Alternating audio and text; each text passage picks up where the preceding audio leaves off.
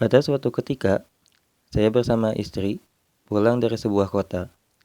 Dari sekian belokan, ada satu belokan yang sangat tajam dan miring.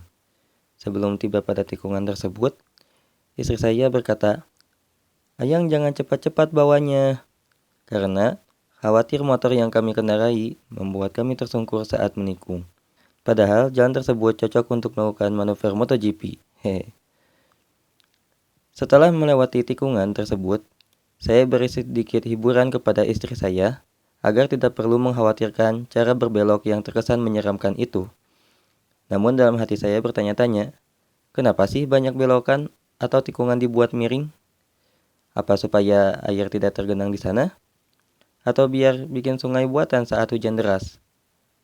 Namun hal ini juga tidak hanya terjadi di jalan raya, ada juga yang digunakan di lintasan kereta api, balapan roda 4, roller coaster, komedi putar, tong setan, balap sepeda, beberapa cabang olimpiade musim dingin, dan masih banyak lagi. Bagi para fans F1, mungkin sudah terasa tidak asing lagi dengan sirkuit Zandvoort di Belanda, bukan? Yang dimana sirkuit ini memiliki ciri khas dengan banyak tikungan yang dibuat miring. Untuk lebih jelasnya mengapa, selamat datang di Riset Iseng. Mari kita analisa bersama.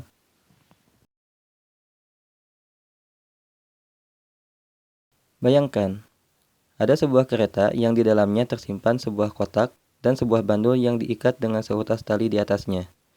Jika kereta dalam keadaan diam atau berjalan dengan kecepatan yang tetap pada lintasan yang lurus, baik kotak ataupun bandul akan tetap diam.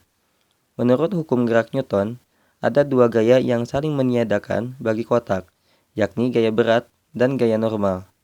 Sementara bagi bandul, gaya yang saling meniadakan antara lain gaya berat dan gaya tegang tali. Lalu apa jadinya jika kereta berjalan pada lintasan yang berbelok? Mungkin bagi yang sudah pernah naik kereta atau kendaraan sejenisnya, sudah bisa menebak, bukan? Kotak seolah terdorong ke sisi lain kereta bergantung pada arah beloknya kereta yang dinaikinya. Begitu juga yang dialami bandul di dalamnya.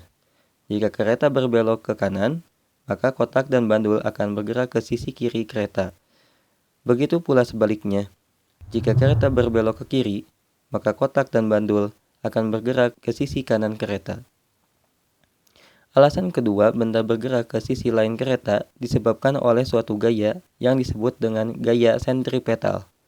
Gaya ini adalah gaya yang menyebabkan kereta berbelok, namun bagi pengamat di dalam kereta, gaya tersebut akan bereaksi pada kotak maupun bandul di dalam kereta. Maka, kedua benda akan bergerak ke arah yang berlawanan yang seolah benda terpental ke sisi lain kereta. Gaya reaksi dari gaya sentripetal ini disebut dengan gaya sentrifugal. Baik gaya sentripetal maupun gaya sentrifugal dipengaruhi oleh dua faktor, yakni kecepatan kereta dan juga besarnya jari-jari kelengkungan lintasan sesuai dengan persamaan ini. Lalu bagaimana jika lintasan kereta yang lurus kemudian dimiringkan? Baik kereta dalam keadaan diam atau pada kecepatan tertentu, kotak dan bandul akan turun bergantung pada arah landainya. Jika kereta miring ke kiri, maka kotak akan turun ke sisi kiri kereta. Jika kereta miring ke kanan, maka kotak akan turun ke sisi kanan kereta. Berbeda dengan bandul yang terlihat baik-baik saja jika dilihat dari perspektif luar kereta yang tidak miring. Namun, jika dilihat dari perspektif dalam kereta yang ikut miring, maka akan terlihat bandul mengarah ke sisi kereta yang miring, bukan? Kotak yang bergerak ini disebabkan karena ketika kereta dimiringkan, gaya normal yang dialami kotak akan mengarahkan ke sisi yang dimiringkan. Ditambah lagi, nilai gaya normal yang semakin kecil, seiring bertambah miring menyebabkan kotak akan tetap berada di atas lantai, tapi menurun bergantung pada miringnya lantai juga. Berbeda dengan bandul, besarnya gaya tegang tali masih tetap sama dengan gaya berat seperti pada kasus di awal. Bedanya adalah arah bandul menurut perspektif pengamat di dalam kereta. Jika konsep kemiringan lintasan dikombinasikan dengan beloknya kereta, kita bisa prediksi kemanakah arah kotak dan bandul bergantung pada besarnya gaya sentrifugal dan resultan gaya pada kasus kereta yang miring. tak menutup kemungkinan kotak dan bandul bisa tetap diam di tempatnya, tapi dalam praktiknya tidak semudah itu. Untuk menghindari banyak kesalahan, kita bisa mengaplikasikan hukum pertama gerak Newton agar kotak tidak terlempar ke sisi manapun. Dari persamaan tersebut, kita bisa memprediksi seberapa miring lintasan bergantung pada seberapa percepatan gravitasi, kecepatan kereta melaju, serta jari-jari kelengkungan belokan. Memiringkan lintasan pada tikungan atau belokan tentu bukan tanpa konsekuensi, sebab dengan bertambahnya gaya sentripetal pada sebuah kendaraan, menyebabkan gaya normal semakin besar. Hal ini menyebabkan kotak di dalam kereta akan semakin tertekan oleh lantai kereta itu sendiri.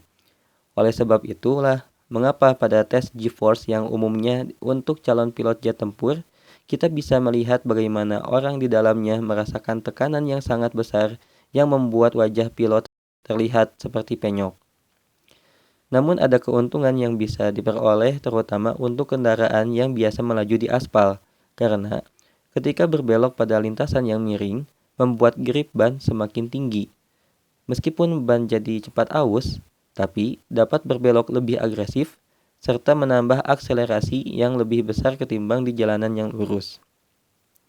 Selain itu juga, untuk kendaraan pengangkut seperti truk, bisa tetap menyeimbangkan barang bawaannya, sehingga truk tidak dapat terguling selama berada pada kecepatan yang optimal.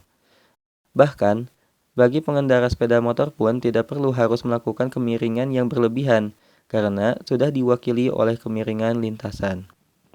Jadi, tujuan belokan dibuat miring tidak lain adalah untuk keseimbangan objek di dalam kendaraan, baik pengendara, penumpang, barang bawaan, dan lain sebagainya agar tidak terlempar ke sisi luar atau sisi dalam belokan.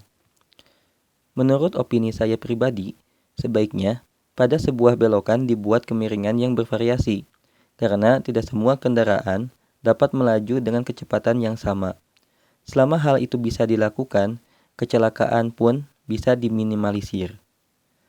Meskipun bisa saja dibuat belokan satu sudut kemiringan, lalu setiap kendaraan memiliki suspensi aktif seperti pada F1 Williams FW14 pada tahun 1992 dan FW15C pada tahun 1993 atau pada kereta Intercity APT yang pernah dikenalkan di Inggris pada tahun 1979.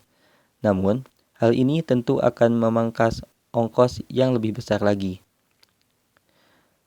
Namun, tidak bisa dipungkiri jika dibuat jalan dengan kemiringan yang bervariasi ini mengandung kekurangan, yakni belokan tersebut tidak bisa digunakan pada satu jalan dengan dua lajur yang arahnya berbeda.